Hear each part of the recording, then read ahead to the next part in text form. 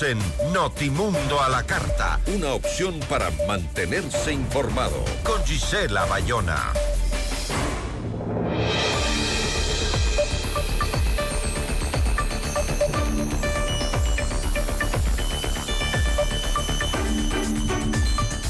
Bueno, vamos a otros temas, a temas que nos compete al mundo entero.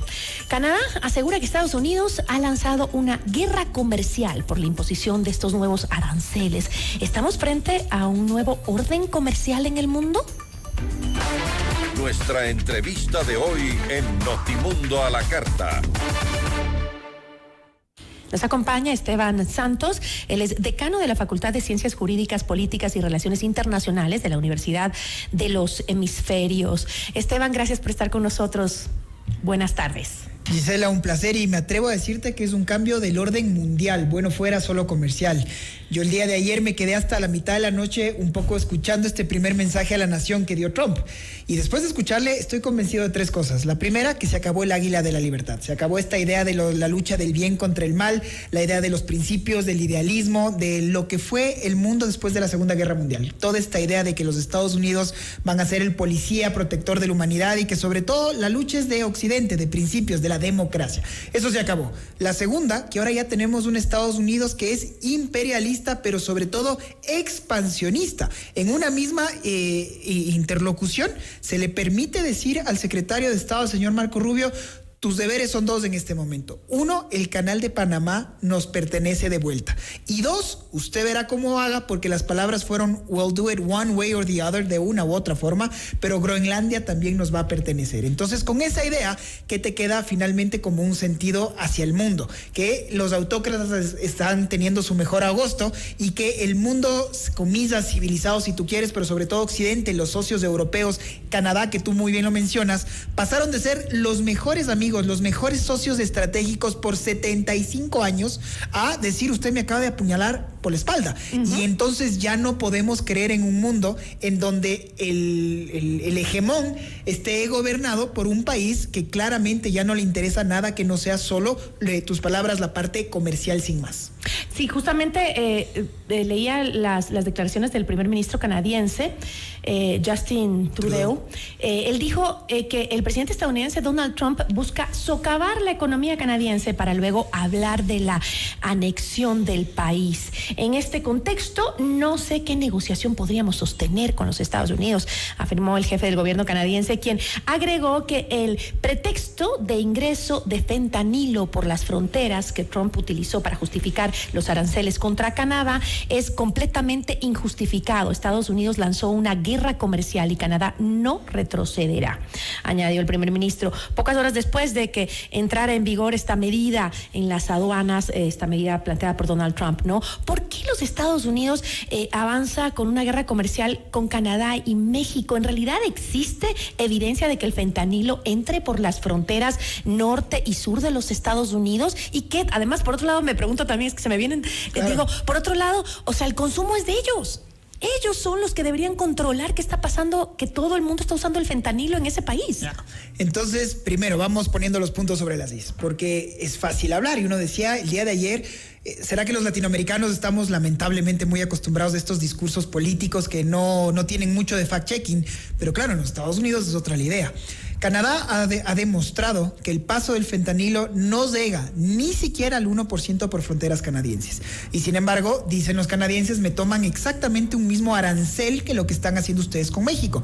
Y que, adicional a esto, usted tiene a falta de 2 acuerdos conmigo, porque somos miembros de la Organización Mundial del Comercio, y aún ahí subimos el grado de cooperación a tener un acuerdo de libre comercio como tal. Entonces, hay mecanismos de resolución de controversias que usted mismo los implementó. Y esto, Gisela, viene desde Maquiavelo. O sea, usted, el hegemón, el príncipe, decía él, ponga las reglas que usted quiera, pero usted tiene que ser el primero en cumplirlas, porque de lo contrario, el resto del mundo, ¿por qué va a seguirle el camino? Entonces, Canadá ha dicho, sí, yo voy a acudir a la OMC, voy a acudir al mecanismo de solución de controversias del TECLAN, pero va a ser muy difícil cuando es el propio hegemón el que esté incumpliendo. Mientras todo esto pasa, China China, la China comunista, que de comunista ya muy poco, es el que sale a la luz a decir, oiga, se tiene que respetar el orden mundial. Entonces, un poco el mundo al revés, ¿no? Porque uno creería que los Estados Unidos deberían estar defendiendo estos principios. Le llama dictador a Zelensky, acaba de decir que quiere conversar seriamente cómo levantar las sanciones a Rusia, y mientras todo esto pasa, las declaraciones de la ribera que se va a hacer en Palestina, de cómo van a ser las negociaciones de paz ya no en democracias, nos fuimos a Riad, y de que se entienda que los europeos están un poco a sus tientas. Esta es la conclusión final. Después de la salida que tuvo Zelensky tan abrupta de su visita y ese paso por la Casa Blanca, pues los europeos tuvieron que reunirse de emergencia un domingo en Londres. ¿Por qué? Porque estaba Zelensky ahí. Y fueron todos. Incluso Giorgia Meloni de Italia, la extrema derecha, a unirse en una unidad común, porque ellos tienen esta memoria histórica de no podemos permitir que Rusia salga con la suya, que el agresor quede y sea premiado. Pero parecería que la suerte está echada, porque Trump dobla la apuesta, le retiró ya cualquier ayuda militar, y en este momento, pues los europeos lo han dicho muy claro, ya no podemos confiar en los Estados Unidos como este socio comercial, como este liable partner. Conclusión final, Gisela. Los presidentes van y vienen, pero el volver a reconstruir un nuevo orden mundial y pensar en un mundo post a estamos solo 4 semanas del mandato de Trump, ¿no?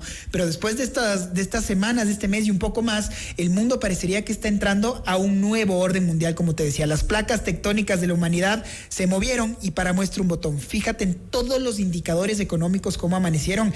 Estados Unidos, de acuerdo a estas calificadoras, a Moody's, hace 40 días tenía una expectativa de crecimiento del 3.9%. Hoy día amaneció con una expectativa del menos 2.9. Imagínate, son 7 puntos de diferencia en 40 y pico días de diferencia. Eso es lo que está pasando en este momento. Pero ¿hacia dónde avanza esta política económica que quiere Trump? Porque él ha dicho que el primer discurso de Trump en el Congreso ha sido implacable, y ha señalado que este es recién el comienzo del regreso a los Estados Unidos, lo que tú decías, ¿o no? Es querer mirar hacia a regresar a los Estados Unidos. ¿Para dónde van? Entonces, claro, a ver, el discurso fue otro discurso de campaña. Entonces volvimos a hablar del tema de identidad de género, de nada que ver con la cultura woke, de que por qué nunca más vamos a permitir que no exista libertad de expresión, o que estemos gobernados por tecnócratas que nadie los ha gobernado. Y claro, todo el mundo regresaba a ver, pero Elon Musk no está ahí en primera fila. Un poco de conciencia ahí, y el cambio radical que se está dando. Entonces tu pregunta es muy válida, pero ¿por qué hace esto? ¿Por qué quiere dispararse contra todos sus socios tradicionales? No tengo la bola mágica, me atrevo, quiero intentar ver un poco el prisma realista, porque el idealismo ya se acabó. Esta idea de la Carta de Naciones Unidas, esta idea de los principios que gobernaron al mundo 75 años ya se acabaron. Ahora estamos en la realpolitik pura y dura. Pero entonces yo creo, y digo, Gisela, conversaba ahora con unos diplomáticos a los que admiro mucho, y ellos decían un poco lo mismo, no lo entendemos, pero intentemos ponernos en los zapatos de la administración norteamericana sin darles la razón. Ojo, pero nada más aquí un paréntesis. Además que los estadounidenses, los ciudadanos norteamericanos están viviendo en las principales ciudades unos costos altísimos de vida, ¿no? Todo está encarecido, es impagable. Dicen que ya es insoportable el costo que tienen que pagar por tener un nivel de vida medio decente. Y que se entienda que los aranceles son impuestos, que lo va a pagar el consumidor. Al final. Punto. No hay que perderse en las ramas en esto.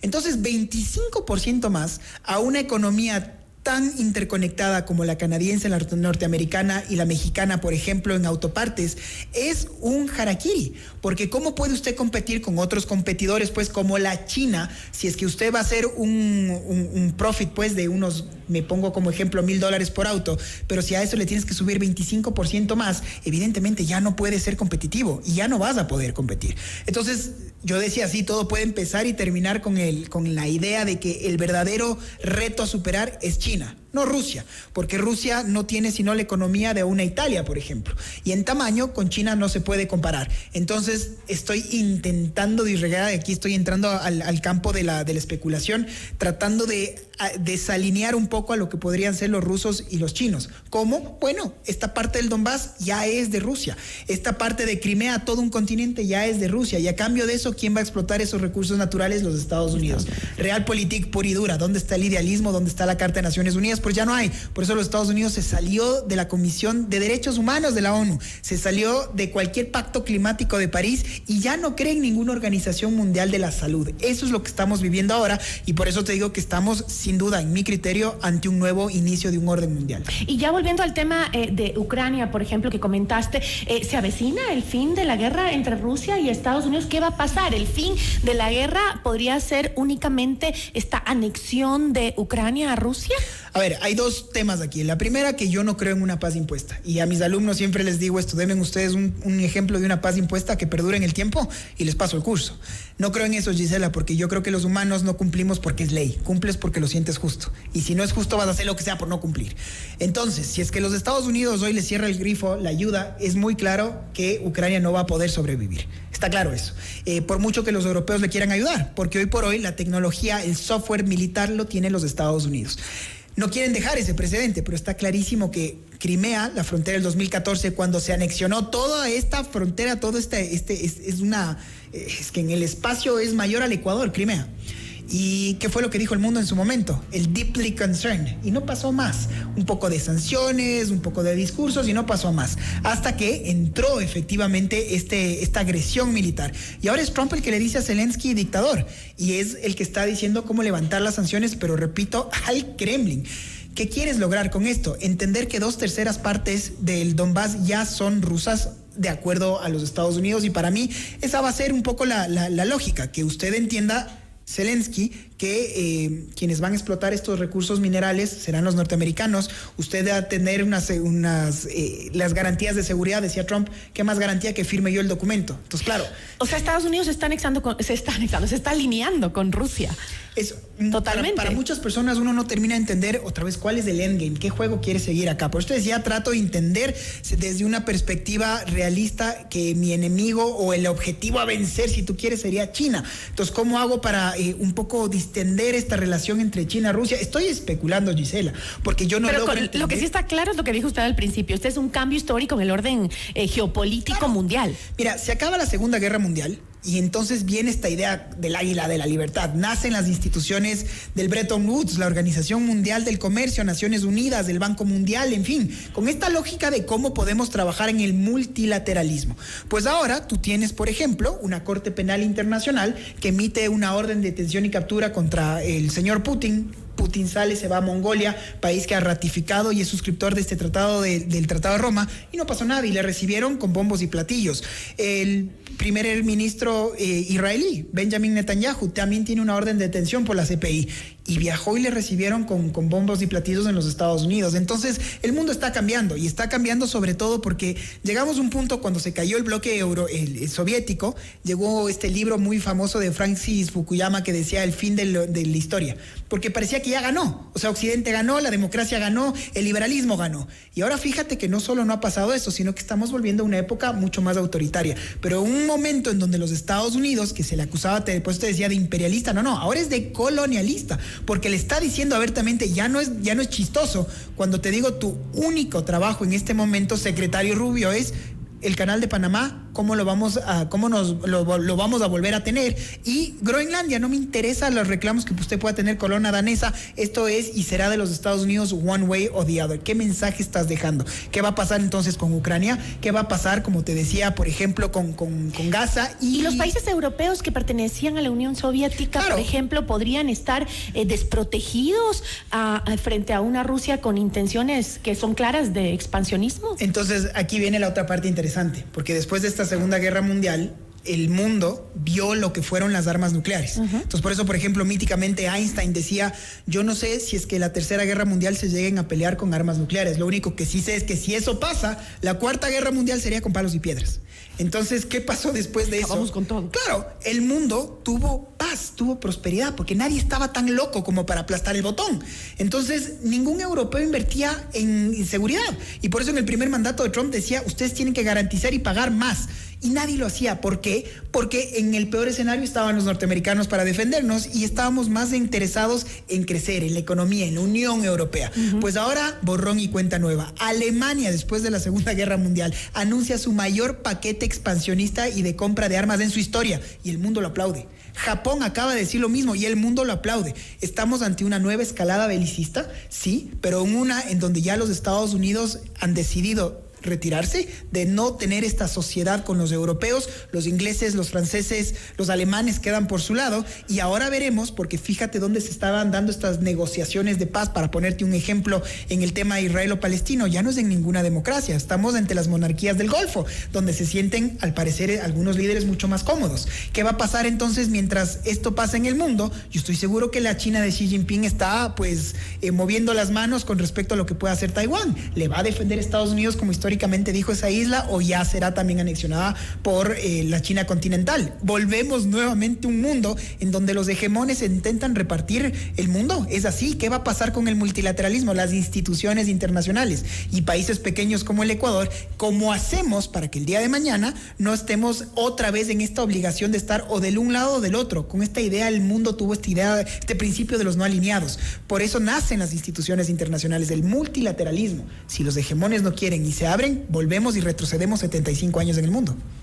¡Qué peligro! ¡Qué peligro! Bueno, esto cabe para un programa entero, creo yo. Pero yo le agradezco muchísimo por acompañarnos, por abrirnos un poco la visión hacia lo que está pasando en el mundo, que nos está pasando a todos. Esto no es de los grandes que por ahí se pelean. Esto hoy nos pasa al mundo entero. Yo le agradezco muchísimo por acompañarnos, Esteban, por darnos esas luces. Muchísimas gracias. Siempre un honor. Nos acompañó Esteban Santos. Él es decano de la Facultad de Ciencias Jurídicas, Políticas y Relaciones Internacionales de la Universidad de los Hemisferios. Notimundo a la carta. 60 minutos de noticias actuales.